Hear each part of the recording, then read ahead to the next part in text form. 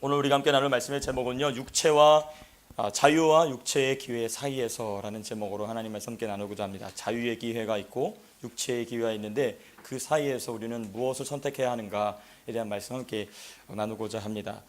우리가 신앙생활을 하다 보면 항상 중요한 것이 무엇이냐, 무엇을 선택하느냐가 굉장히 중요합니다. 어떤 결정을 내리느냐, 어떤 판단을 내리느냐, 어떤 상황에서 내가 무슨 말을 하느냐, 내가 무슨 행동을 어떻게 취하느냐, 내가 어떤 생각, 어떤 마음을 갖느냐는 굉장한 결과물들을 냅니다.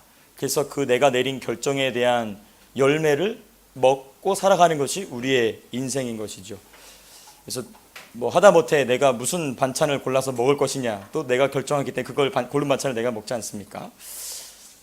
그처럼 우리가 신앙생활 하다 보면 내가 무엇을 선택하느냐는 굉장히 중요한 것입니다. 오늘 본문에 나오는 우시야 왕 역시도 본인이 선택할 수 있는 것 중에 최악의 것을 선택합니다. 그리고 그 최악의 선택으로 말미암은 최악의 열매를 먹게 되죠. 오늘은 우시야 왕의 발자취를 따라가는 것이 아니라 오늘 본문에 등장하는 대제사장 아사랴의 결정이 저 여러분들의 결정될 수 있기를 축복합니다. 신명기 11장 26절에 보면 이런 말씀이 있습니다. 제가 읽어드리겠습니다. 내가 오늘 복과 저주를 너희 앞에 두나니. 하나님께서는 우리에게 복을 주시는 분이십니다. 그런데 복을 주실 뿐만 아니라 우리 삶 속에 남아있는 악을 없애지도 않으십니다. 하나님이 우리에게 악을 주시진 않으세요. 하나님은 악을 만드시는 분은 아니십니다. 복을 주시는데 우리의 생각이나 우리의 마음 같아서는 우리에게 복을 주시면서 아예 우리 주변에 있는 악까지 없애주셨으면 참 좋을 텐데 하나님께서 그렇게 하지 않으신다는 겁니다. 그리고 우리로 하여금 선택하게 하십니다. 그래서 오늘 본문을 살펴보면서 우시야는 어떤 선택을 했고 대제사장 아사랴는 어떤 선택을 했는지 우리가 좀 살펴보고자 하는데요. 우리 16절 말씀 같이 한번 다시 읽어보도록 하겠습니다. 16절 읽겠습니다. 시작. 그가 강성하여짐에 그의 마음이 교만하여 악을 행하여 그의 하나님 여호와께 범죄하되 그 여호와에 들어가서 향단에 분향하려 한지라. 원래 말씀대로 하면 그가 강성하여졌음에도 불구하고 그의 마음이 겸손하여 그가 선을 행하여 그의 하나님 여호와께 영광을 돌리되로 나갔으면 참 좋았을 텐데 그건 저의 상상이고 오늘 말씀은 그렇지가 않습니다. 먼저 우리가 우시야 왕이 어떻게 강성해졌는지부터 좀 살펴보고자 하는데요. 우시야 왕이 어떻게 강성해졌느냐, 오늘 본문에는 등장하지 않지만 같은 장 4절에 보면 이런 말씀이 있습니다. 우시야 왕이 여호와 보시기에 정직하게 행하며 라는 표현이 있습니다. 우시야 왕이 하나님 앞에서 옳게 행동한 겁니다. 하나님 뜻대로 결정을 내렸습니다. 그러자 하나님께서 축복을 주시는데요, 3가지나 복을 주십니다. 5절에 나와 있는 말씀인데 제가 읽어드리겠습니다. 그가 여호와를 찾는 동안에는 하나님이 형통하게 하셨더라. 그리고 8절에 보면 이런 복이 있습니다. 우시야가 매우 강성하여 이름이 애굽 변방까지 퍼졌더라. 그리고 15절에는 이 3번째 축복인데요, 그의 이름이 멀리 퍼짐은 기이한 도우심을 얻어 강성하여 짐이었더라. 저는 이 셋 중에 하나만이라도 받았으면 좋겠습니다. 셋 중에 하나라도 받았으면 좋겠어요. 아멘이신가요? 네. 하나님께서 여러분들이 형통하게 하시기를 축복합니다. 네, 여기 보면 그가 여호와를 찾는 동안에 하나님이 형통하게 하셨더라. 여호와를 찾기만 하면 모든 일이 잘 되는 거예요. 제가 지금 과장하는 게 아니라 지금 말씀이 그렇죠. 우시야가 매우 강성해서 얼마나 유명해졌냐면 자신이 통치하던 유다 왕국을 뛰어넘어서 거의 원수나 다름없던 북이스라엘을 뛰어넘어서 자신들이 종살이하던 애굽 땅에까지 그 이름이 유명해졌다는 것입니다. 이런 왕 얼마 되지 않습니다. 이 이스라엘 역사 가운데에 애굽 그리고 그 고대 근동 지방까지 그 이름이 유명했던 왕들은 다윗 또는 솔로몬 정도입니다. 우시야가 대단한 축복을 받은 것이죠. 이 3번째는 더 놀랍습니다. 그의 이름이 멀리 퍼짐은 기이한 도우심을 받았다고 합니다. 기적이죠, 기적. 기적이 우시야 왕 가운데에 계속 일어났던 것입니다. 자, 근데 문제는 무엇이냐면요, 하나님께서 이렇게 복을 넘치게 그리고 풍성하게 주실 때 우리가 어떤 것을 결정하느냐가 너무나 중요하다는 것입니다. 하나님이 은혜를 주셨을 때 거룩한 긴장을 풀면 안 되는 것이죠. 우리 이렇게 서로에게 고백했으면 좋겠어요. 하나님이 은혜를 주셨을 때 거룩한 긴장을 풀지 맙시다. 시작.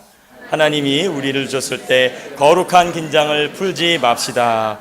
그런데 우시야 왕이 거룩한 긴장을 풀었어요. 너무나 안타깝게도 우리 마음대로 가지 않아요.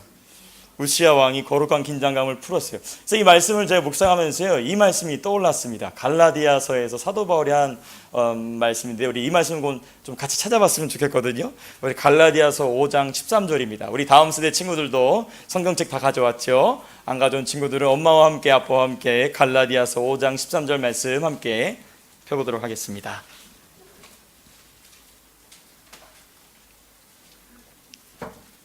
갈라디아서 제5장 13절입니다.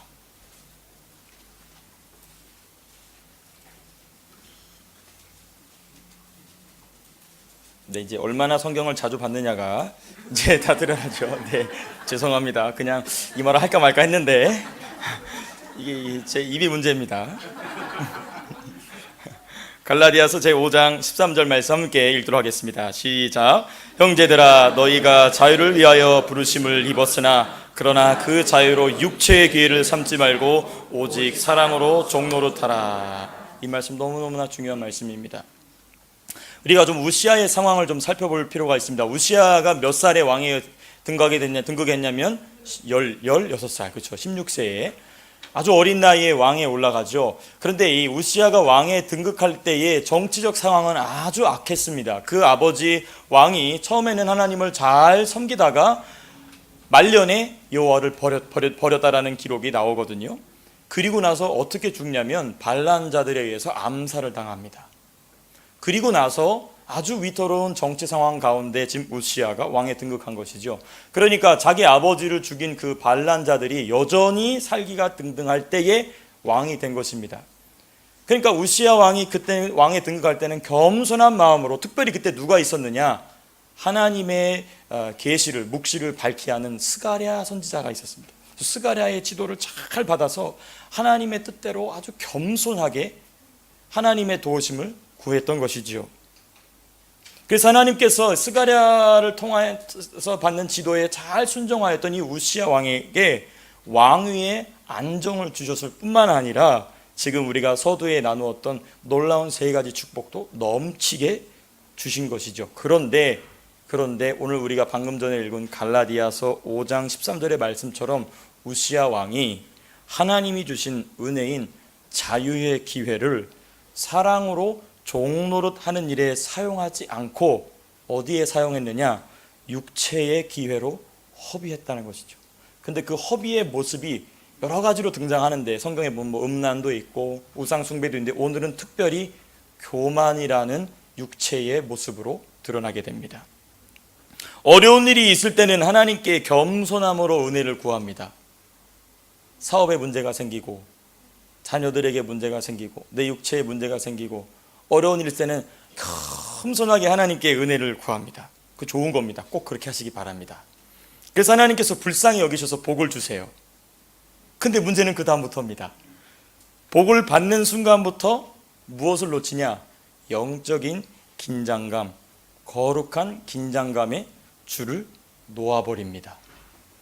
그래서 언제로 돌아가게 되냐면 겸손함으로 은혜를 구하기 이전 상태로 돌아가 버리죠. 그걸 잘 보여주는 성경이 구약 성경이 어디죠? 사사기입니다. 사사기는 그게 반복되지 않습니까? 죄를 범하고 하나님께 엎어지고 젖어지고 막 터지고 겸손해졌다가 하나님이 복을 주시고 또 교만해지고 또 엎어지고 젖어지고 막 터지고 이게 계속 반복이 되죠. 근데 그게 누구의 삶이냐면 네, 우리의 삶. 우리의 삶도 맞는 말이지만 우리는 지금 옆 사람을 끌고 들어가는 거잖아요. 그렇죠? 정직해야 돼요. 우리의 삶은 나도 있지만 너도 있다는 얘기거든요. 네, 그렇게 말씀하실 줄 알았어요. 우리의 삶도 맞지만 반만 맞습니다. 더 정확하게 얘기하면 내 삶이 그렇다. 최악은 너의 삶이죠. 이제 절대 그렇게 하면 안 됩니다. 그럼 어려워져요. 네. 우리는 그런 결정하지 않기를 축복합니다. 네. 그런데 이렇게 우시아가 육체의 기회를 선택함으로 교만함이 아주 강하게 그 마음속으로부터 막 솟아나와 버립니다. 그래서 한 행동이 16절 후반부에 있는데요. 무슨 행동을 하냐면 그의 하나님 여호와께 범죄하되 곧 여호와의 성전에 들어가서 향단에 분향하려 한지라. 뭔가 이상하지 않습니까? 우리가 보통 역사서를 살펴보면 교만하여지면 보통 하나님을 버리고 우상을 숭배하거나 음란의 죄악으로 떠나가거나 아니면 이방 열국들을 의지하거나 뭐 이런 방식으로 가는데 우시아는 좀 이상해요. 보통 성전 바깥으로 튀어나가는데 이 사람은 성전 안으로 막 들어가 버립니다. 그러니까 우리가 정신 안 차리고 성경 보면 이게 무슨 죄라고 생각할 수 있습니다. 그런데 성소는 아무나 들어갈 수 없는 곳이죠. 누구만 들어갈 수 있냐면, 그렇죠, 제사장, 특별히 제사장들 중에서도 대제사장과 제사장, 이 성소 안에 직무를 맡은 제사장들만 들어갈 수 있는 것이 바로 성소입니다. 그런데 그 성소를 막 돌진해서 들어간 겁니다. 근데 우리가 구약 성경의 이 모세율법을 가만히 살펴보면 그냥 성소에 들어갈 수 있지 않습니다. 성소에 들어가기 위해서는 먼저 성전에 동문을 먼저 지나 들어가야 되겠죠. 근데 이 동문에 지나갈 때도 정결례를 반드시 해야 합니다. 정결 예식을 해야 되는 겁니다. 근데 그 무시하고 이제 동문으로 들어간 것이죠. 동문에 들어가서 뭘 해야 되느냐? 번제단에 반드시 제물을 하나님께 드려야 됩니다. 동문에는 빈손으로 들어가면 안 됩니다. 그래서 이 왕은 제물도 가지고 들어가지 않고 동문을 지나서 용감무쌍하게 번제단을 지나서 물두멍을 지나서 성소 안으로 들어간 것이죠. 그냥 성소 안에 들어간 것이 아니라 어디를 붙잡고 있냐면 분향단은 바로 어디 앞이죠? 지성소 앞이죠. 하나님의 법궤가 있는 그 지척이 있는 성소의 분향단에 가서 자기가 분향을 하려 하는 것입니다. 우시아 왕은 교만해지자 율법의 모든 순서를 철저히 무시하고 성소 안으로 돌격해 들어갑니다. 그의 교만함이 어떠했음을 보여주는 대목입니다. 자, 그런데 우리가 좀 생각해 볼 게 바로 무엇이냐면요, 왜 하필 성소로 갔을까? 다른 죄악을 범했으면 몰라도 왜 하필 성소로 들어가서 제사장도 아닌 우시아 왕이 왜 자기가 분향단에서 하나님께 분향을 드리려 했을까? 좀 생각해 볼 필요가 있습니다. 결론부터 말씀드리면 이겁니다. 자기 머리 위에 있는 권위에 대한 불편함입니다. 자기 머리 위에 있는 권위에 대한 불편함 때문에 그런 것이죠. 우시아 왕이 강성하게 되어서 우리가 말씀에서 방금 살펴봤지만 그의 이름이 자기가 통치하는 유다 왕국뿐만 아니라 북이스라엘을 넘어서 애굽까지도 그 이름이 아주 유명하게 되었습니다. 모든 이가 자신에게 머리를 조아리죠. 근데 누구만 머리를 조아리지 않죠? 대제사장과 제사장 가문의 사람들은 머리를 조아리지 않습니다. 왕을 무시한 건 아닙니다. 하나님의 율례에 따라 자신의 직분을 행했을 뿐이죠. 이렇게 권세가 대단한 왕은 무엇이든지 할 수 있었는데 할 수 없는 유일한 한 가지가 있었습니다. 바로 무엇이냐? 성전에서 섬기는 제사장들만 할 수 있는 제사의 일은 왕이 해서도 안 되고 할 자격도 없었던 것입니다. 그런데 이게 불편했던 것이죠. 이게 어디서부터 나온 일이냐면 사실 아담에게서 나온 것입니다. 아담이 선악과를 먹지 않습니까? 타락하기 이전의 세상은 놀라울 정도로 풍성한 과일들로 먹을거리로 풍성했을 것입니다. 지금도 풍성하지 않습니까? 그런데 하나님께서 100그루도 아니고 10그루도 아니고 딱 한 그루의 나무의 열매만 먹지 말아라. 어려운 일입니까? 쉬운 일입니까? 너무나 쉬운 일이죠. 먹을 게 2개, 둘 중에 하나밖에 없는데 하나만 먹지 말고 하나만 먹으라. 이게 어렵겠죠. 그런데 종류도 무한히 셀 수 없도록 많은 그 과실 중에 딱 한 그루만 먹지 말라고 했으니 이건 어려운 일이 아닙니다. 그런데 그 하나를 범해버리죠. 우시아 왕도 어쩔 수 없는 아담의 자손인 겁니다. 그 딱 한 가지, 자기가 해서도 안 되고 할 수도 없고 자격도 안 되는 그 일을 마음이 교만해지니까 그 자리를 침범해 버리는 것입니다. 이것이 지금 우시아 왕의 교만한 모습, 그 교만한 행위의 근저에 있는, 뿌리에 있는 원인인 것입니다. 자, 그런데 이때 영웅이 등장합니다. 영웅은 언제나 난세에 나죠. 지금 이렇게 우시아 왕이 폭주하고 있을 때 누가 등장하느냐? 대제사장 아사랴와 그리고 제가 오늘 너무나도 이름도 기록되어 있지 않지만 너무나 멋진 분들이 등장합니다. 여기 말씀 보니까 용맹한 80명의 제사장들이 등장합니다. 오늘 말씀 같이 한번 17절과 우리 18절 말씀 같이 읽어보겠습니다. 시작. 제사장 아사랴가 여호와의 용맹한 제사장 80명을 데리고 그의 뒤를 따라 들어가서 우시야 왕 곁에 서서 그에게 이르되 우시하여 여호와께 분향하는 일은 왕이 할 바가 아니요 오직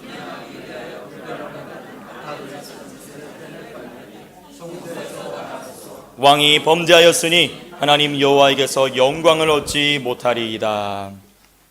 자, 보십시오. 지금 이 말씀은 아주 극명한 두 종류의 사람이 대조되고 있습니다. 첫 번째 종류의 사람은 무엇이냐? 하나님이 은혜로 자유의 기회를 주셨을 때 그것을 육체의 기로 허비해버린 우시야 왕이 등장하고, 오늘 지금 방금 전에 읽어본 17절과 18절에 등장하는 대제사장 아사랴는 하나님이 은혜를 주셨을 때 육체의 기회로 허비하지 아니하고 사랑으로 종노릇한 사람입니다. 그 결과가 오늘 말씀에 잘 나오거든요. 이 자유의 기회를 선택한 이들의 특징 중에 하나가 무엇이냐? 바로 담대함입니다. 여기 보면 용맹한이라는 말이 나오는데요. 이 용맹한이라는 말이 우리가 좀 집중해 볼 필요가 있습니다. 하나님께서 주신 은혜를, 자유의 기회를 선택하여서 사랑으로 종노릇한 사람들의 아주 공통적 특징이 뭐냐? 담대함입니다. 담대함. 하나님이 쓰시는 사람들의 아주 주된 공통점이죠. 우리 여호수아를 생각해 볼 수 있습니다. 여호수아 보십시오. 애굽에서 종노릇하는 삶을 뒤로하고 가나안으로 향하는 자유를 선택하죠. 그러자 하나님께서 무엇을 주십니까? 강하고 담대하라. 그래서 가나안으로 용맹하게 들어가게 되는 것입니다. 이 말씀을 통해 약속의 말씀을 믿음으로 선택하게 되는 것입니다. 자, 그러니까 하나님께서 주시는 담대함의 특징은 무엇이냐면요, 객기를 부리는 것이 아닙니다. 객기를 부리는 것이 아니라 이 용맹함은 하나님의 말씀을 그대로 실천할 수 있게 하는 용기를 줍니다. 이 담대함이 너무너무나 중요합니다. 이 담대함 하나님께서 아무에게나 주시지 않으시고 하나님이 주신 은혜, 하나님이 주신 자유의 기회를 사랑으로 종노릇하는 일을 하여 사용하는 자에게 주시는 선물이 바로 이 용기입니다. 저 여러분들에게 이 담대함이, 이 용기가 충만케 되기를 축복합니다. 이 시대는 시대가 가면 갈수록 이 용기가 필요한 시대입니다. 옹고집이 필요한 시대가 아니라 하나님이 주시는 담대함, 내가 말씀을 타협하지 않겠습니다 하는 이 담대함, 우리 사랑하는 다음 세대 친구들에게도 이 담대함이 충만케 되기를 축복합니다. 시대가 점점 악해지고 있기 때문에 말씀을 지킨다는 것은 곧 생계의 위협이 되는 시대가 되어버렸죠. 그래서 우리가 말씀을 지킨다는 것이 무엇인가, 말씀을 지키기 위한 믿음은 무엇인가, 그 믿음은 어디서 나오는 것인가, 오늘 말씀에 의하면 하나님이 주시는 용기, 하나님이 주시는 담대함에서 나오는 것이죠. 우리가 또 한번 생각해 본다면 교회사 역사에서 보면 영국의 청교도들이 그렇습니다. 영국의 청교도들은 국교회, 우리 앵글리칸 처치라고 그러죠. 호주에 있는 앵글리칸 처치는 조금 분위기가 다르지만 영국 국교회에게 모진 핍박을 받습니다. 로마 카톨릭에게 핍박을 받다가 그게 끝나고 나니까 이제는 하나님의 말씀대로 나라를 세워보자 했는데 그때 등장한 게 바로 무엇이냐? 국교회죠. 앵글리칸 처치죠. 어마어마한 핍박을 받습니다. 그러자 우리가 더 이상 여기서는 신앙생활할 수 없다 하면서 어디로 떠나죠? 신대륙으로 떠나죠. 그리고 세운 나라가 미국입니다. 아메리카.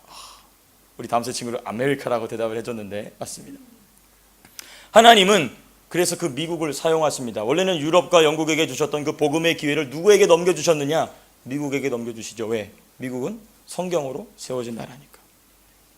그래서 현재 가장 선교사를 많이 파송하고 있고 기독교 국가로서의 참된 모습이 무엇인지 보여주고 있습니다. 지금 많이 흔들리고 있긴 하지만 여전히 성경적인 가치관을 가지고 성경적인 기준을 가지고 결정을 내리고 있죠.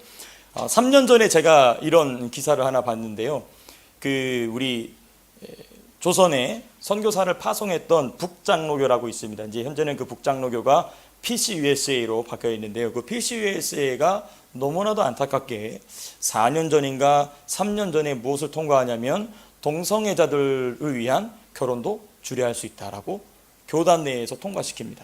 그래서 그것을 대외적으로 광고하기 위해서 PCUSA의 본부 건물에서 교회 건물이지 않겠습니까? 본부 건물에서 동성애자들을 결혼시키는 것을 행했었죠. 근데 그 PCUSA에는 많은 한인교회들이 소속되어 있는데 어떤 한인교회가 우리는 더 이상 이 교단에 있을 수 없다. 그래서 2년인가요? 1년인가 2년인가 아주 길고도 지루한 법적 논쟁을 통해서 끝내는 소송에서 패하고 교단에다가 자신들이 손수 재정을 들여서 지은 건물을 다 포기하고 나옵니다. 그 재산이 제가 기억하기로는 600만 불인가 700만 불인가 하거든요. 그것을 다 버리고 나옵니다. 그래서 너네가 이걸 버리고 나갈 것이냐 아니면 그대로 있을 것이냐 공동의회 투표를 붙였는데 97%로 우리는 이 교단을 떠나겠다. 대단하지 않습니까? 이민교회가 그렇게 결정했다는 것은 정말 대단한 일입니다.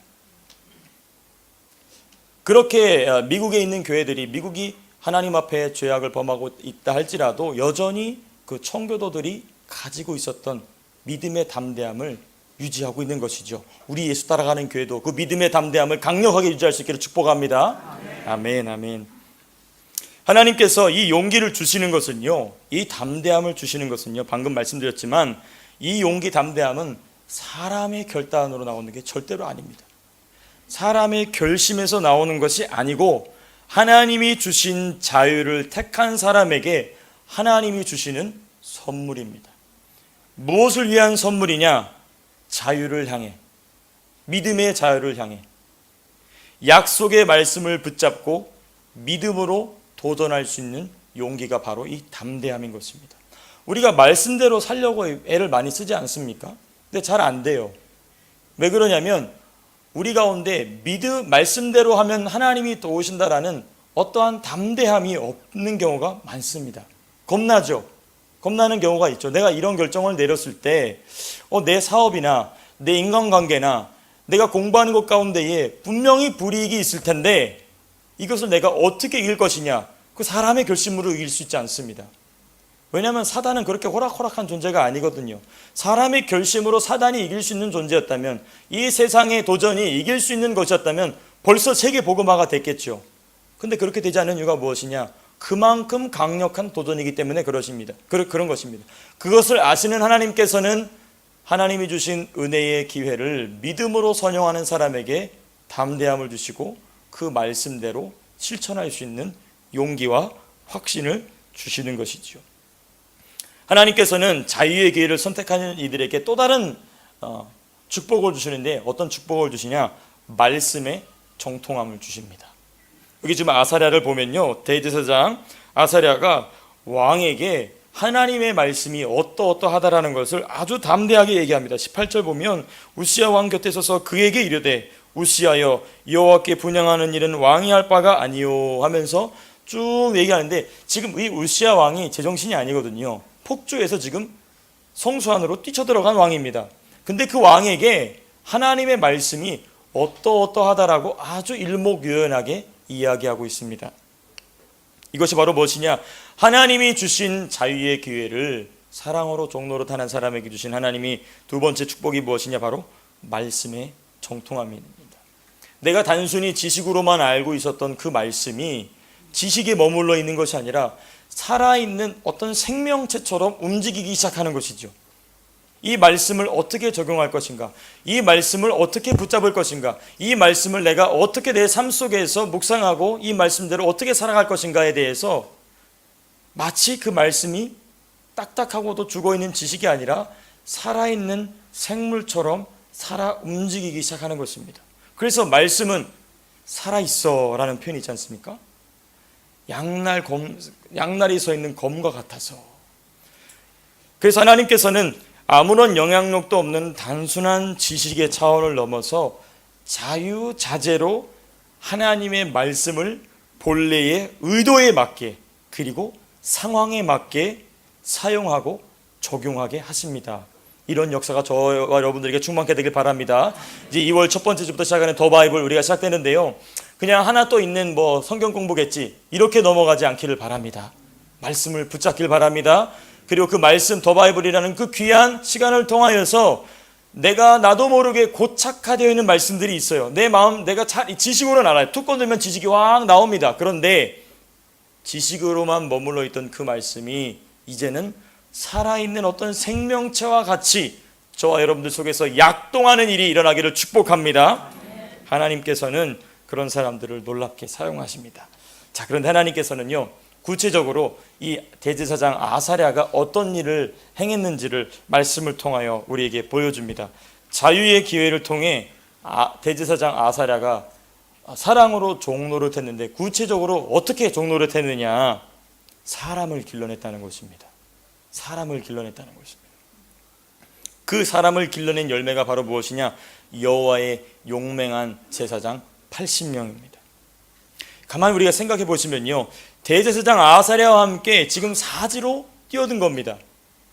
왕이 지금 폭주하고 있죠. 아무리 제사장이라 할지라도 하나님을 떠나버린 왕, 교만해져 버린 왕은 제사장이라 할지라도 얼마든지 자기 마음에 들지 않으면 죽일 수도 있습니다. 그 직분에서 빼버릴 수도 있는 것이죠. 그런데 지금 대제사장 아사랴가 자신이 길러온 그 80명의 제사장에게 이야기합니다. 현재 왕이 율법을 어기고 성소에 들어가서 분향단에서 분향하려 하는데, 우리가 이 성전을 책임진 자들로서 왕을 저지해야 되지 않겠느냐라고 얘기했을 때 도망가지 않았다는 것입니다. 너무너무나 중요합니다. 예수님과 3년 반 동안 동행했던 제자들은 예수님이 십자가 지신다고 하니까, 십자가 지시고 나니까 다 어떻게 했죠? 다 버리고 도망가 버렸습니다. 그런데 이 제사장 80명은 대제사장 아사랴의 마음과 하나가 되어서 사지로 뛰어듭니다. 이게 너무너무나 중요한 것이죠. 대제사장 아사랴는 하나님이 주신 그 평온한 시기, 축복의 시기, 평안한 시기에 나태하지 않고 사람을 길러낸 것입니다. 하나님의 사람들을 길러낸 것이죠. 이런 일이 있을 것이라고 예측은 못했겠죠.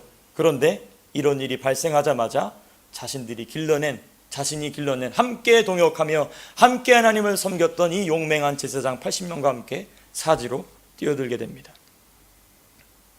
이것은 바로 무엇을 보여주느냐? 거룩한 공동체의 힘을 보여줍니다. 거룩한 영적 군대의 힘을 보여줍니다. 이런 공동체는 말씀 공동체입니다. 말씀으로 하나 된 공동체, 사랑으로 하나 된 공동체, 생명의 능력으로 하나 된 공동체, 성령의 공동체, 우리가 초대교회의 식으로 얘기한다면 순교자적 공동체입니다. 그러니까 대제사장 아사랴는 하나님이 주신 은혜, 곧 자유의 기회를 육체의 기회에 허비하지 않았던 것입니다.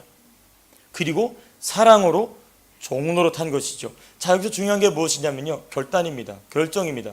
제가 서두에 말씀드렸죠. 내가 무엇을 결정하느냐, 무엇을 결단하느냐는 너무너무나 중요합니다. 그런데 대제사장 아사랴는 대제사장으로서의 직분도 감당하기 버거울 텐데, 자신과 함께 동역하는 80명의 제사장 역시 길러내는 일에 자신의 시간과 열정과 노력을 투자했던 것입니다. 손해가 있었겠죠. 힘들었겠죠. 쉽지 않은 일이었겠죠. 그런데 대제사장 아사랴는 하나님이 주신 은혜를 육체의 기회에 허비하지 않고 영적인 긴장의 끈을 더 강하게 부여잡았던 것입니다. 사건이 터지고 나서야 사람을 키우는 것이 아닙니다. 사건이 터지고 나서야 우리는 뭔가 일이라. 그래서 우리나라의 속담 중에 그런 속담이 있죠. 소 잃고 외양간 고친다. 근데 소 잃고 나서 외양간은 고치긴 고쳐야 됩니다. 일이 터지고 나서 사람을 길르긴 길러야 되겠죠. 근데 그러면 늦는다는 것입니다. 우리 교회가 이런 공동체 되길 바랍니다. 우리 다음 세대 아이들을 용맹한, 아사랴와 함께 했던 용맹한 80명의 제사장들처럼 키워내는 교회 되기를 축복합니다. 우리 아이들에게는 놀라운 재능들이 있습니다. 잠재력이 있습니다. 저는 매주 보고 있어요. 목사님을 향하여 성경적인 질문을 과감하게 던지는, 그 질문의 내용이 뭔지도 모르고 질문하지만 얼마나 아름답고 귀합니까? 하나님께서 우리 아이들을 용맹한 제사장처럼 사용하실 줄로 저는 확신합니다. 그래서 이 시대를 뒤집어 엎는, 복음으로 뒤집어 엎는, 복음의 능력으로 새롭게 변화시키는 세대가 될 줄로 믿습니다.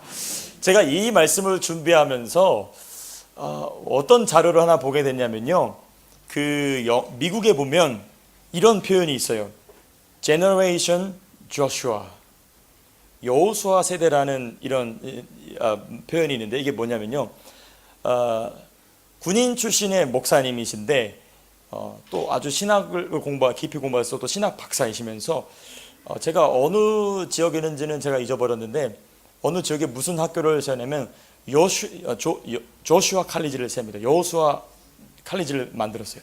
그래서 여기서 무엇을 키우냐면 기독교 다음 세대를 키웁니다.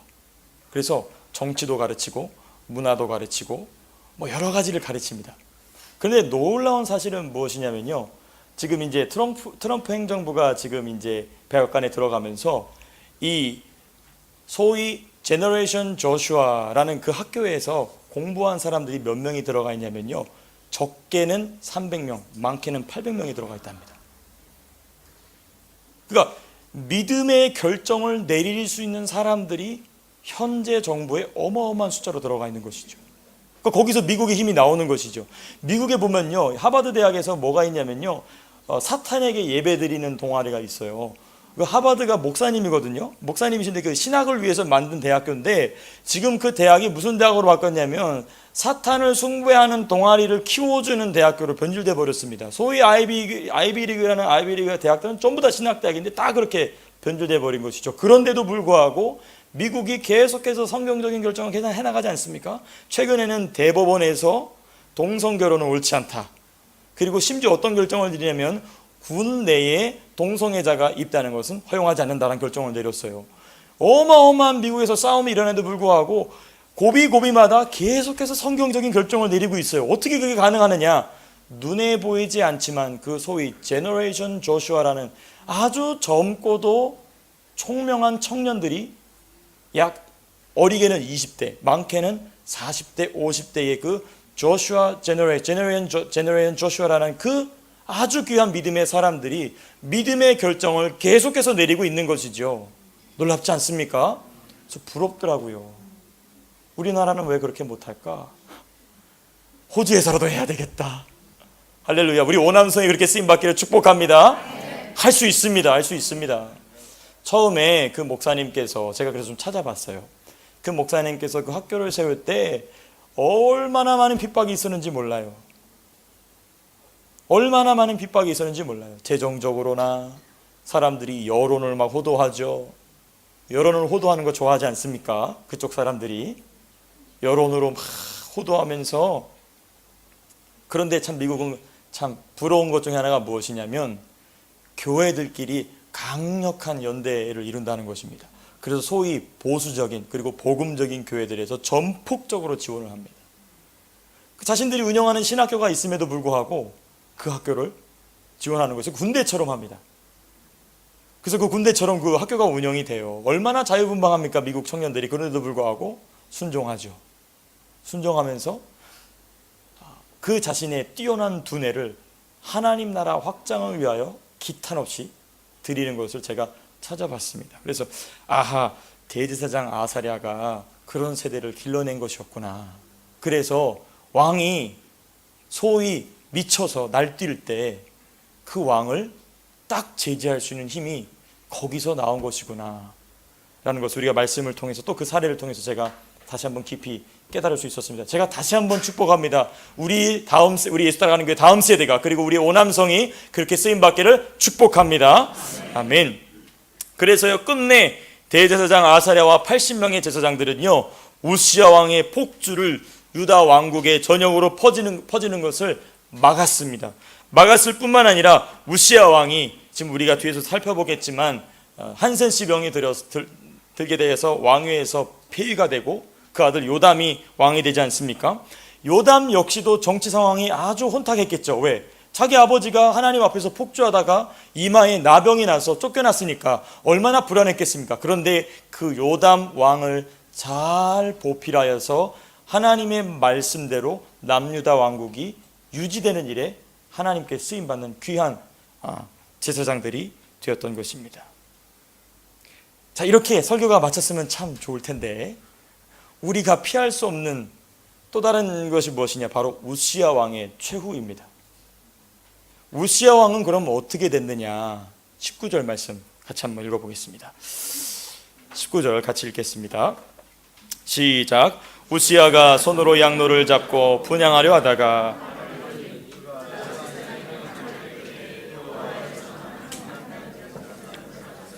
그의 이마에 나병이 생긴지라. 이 교만함이 하나님 앞에서 폭주하다 보니까 두 가지 모습이 나옵니다. 그러니까 교만하게 되었을 때 나타나는 우리의 태도들이 여러 가지가 있겠죠. 근데 그 두 가지가 대표적인 게 뭐냐면요, 고집입니다. 고집. 19절 전반부에 보면 우시아가 손으로 향로를 잡고라는 표현이 나옵니다. 지금 16, 17, 18절에 보면 대제사장 아사랴가 들어와서 이거 잘못된 일입니다. 이거 하나님 앞에 죄를 짓는 일입니다.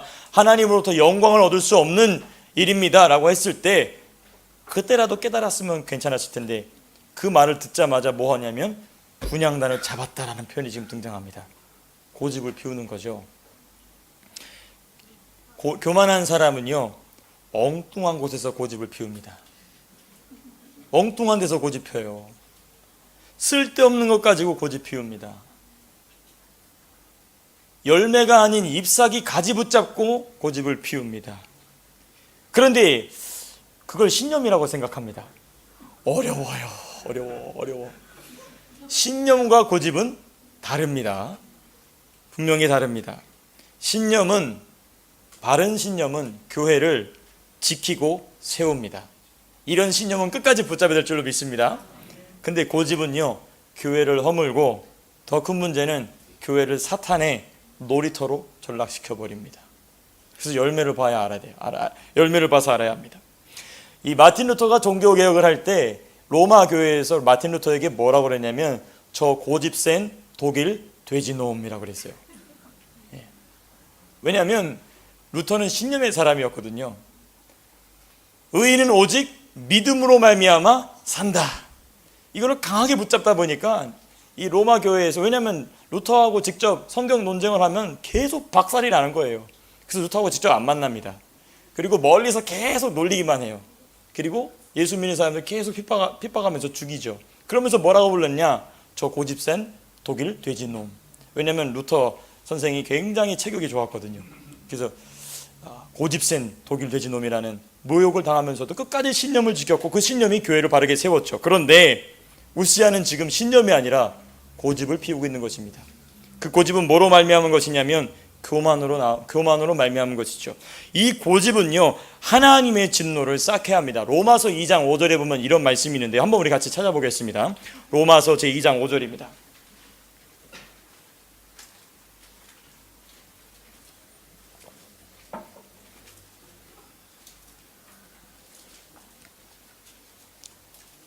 로마서 제2장 5절 말씀입니다.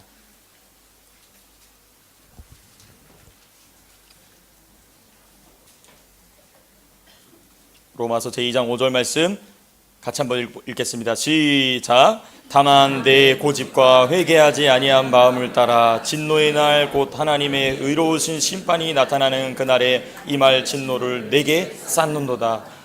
고집 피우면 하나님의 진노가 쌓인답니다. 저를 비롯하여 우리에게 있는 고집이 다 떠나가기를 축복합니다. 신념은 남기를 바랍니다. 말씀을 향한 신념, 진리를 향한 타협할 수 없는 신념, 이건 남아야 되는 것이죠. 이 고집이 얼마나 큰 문제가 되었는지 사도 바울은 디도서에서 이렇게 얘기합니다.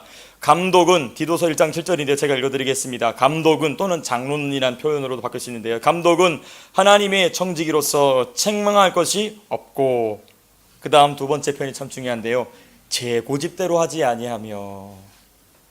아주 명확하게 나와 있죠. 사도 바울 참 훌륭한 사도이셨던 것 같아요. 감독은, 장로는, 직분자는 하나님의 청지기로서 책망할 것이 없고 자기 고집대로 하지 아니하며, 좀 편하게 얘기하면 지 고집대로 하지 아니하며, 자기 고집대로 하지 아니하며. 왜 그럴까요? 신념이 강한 게 아니라 자기 고집대로 하면 교회의 직분을 가지고 교회를 깨트리기 때문에 그렇습니다. 그 대표적인 사례가 고린도 교회죠. 그런데 여기서 끝나지 않습니다. 우시아의 교만한 모습이 또 다른 두 번째 모습으로 나오는데요. 19절에 보니까 19절, 향로를 잡고 분향하려 하다가 분향이 안 되겠죠. 왜? 제사장들이 막으니까. 그렇죠? 분향하려 하다가 안 되니까 뭘 내냐면 화를 내니. 혈기입니다. 혈기. 교만한 상태에 있을 때에 나타난 또 다른 모습은 뭐냐면 혈기입니다. 혈기. 우시아 왕이 화를 내고 있는 장소는 성소입니다. 지척에는 지성소가 있었고 그 지성소 안에는 법궤가 있었죠. 그는 자신이 하나님 앞에 있음을 망각했기 때문에 혈기를 부립니다. 근데 이 혈기가 어디서 나온 것이냐면 그냥 기분이 나빠서 화가 나은 게 아니고요.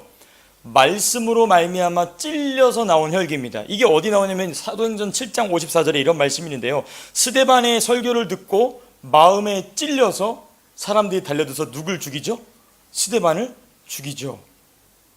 하나님의 말씀이 선포될 때 종종 마음이 찔립니다. 마음이 찔려요. 마음이 찔리면 뭐가 상하죠? 자존심이 상하죠. 존심이 상합니다. 근데 그때 우시야 왕은 혈기를 부리는 것이죠. 하지만 그때 우리는 겸손을 선택할 수 있기를 축복합니다. 그런 사람은 곧 자유의 길을 선택하는 사람인 것이죠. 그 교만의 결과가 바로 무엇이냐? 이렇게 하나님 앞에 고집을 부리고 혈기를 부리다가 이마에 뭐가 발병하냐면 한센시병, 나병이 발병하게 됩니다. 이 나병은요, 우리가 좀 구약의 사례에서 좀 살펴볼 필요가 있는데요. 구약에 보면 나병 환자들이 많이 나오고, 물론 또 사복음서에도 나병 환자들이 많이 나오는데 하나님이 징계하셔서 나병이 난 경우가 있습니다. 그 제가 언제냐면 모세의 누이 미리암의 경우입니다. 이 미리암의 경우를 보면요, 민수기 12장에 나오는데 모세를 향한 미리암의 부당한 비판입니다. 왜 나병이 발생하게 되느냐에 지금 제가 말씀드리고자 하는데요. 미리암은 모세의 아내가 이방인이라는 거에만 초점을 맞춰서 모세를 막 비난하죠.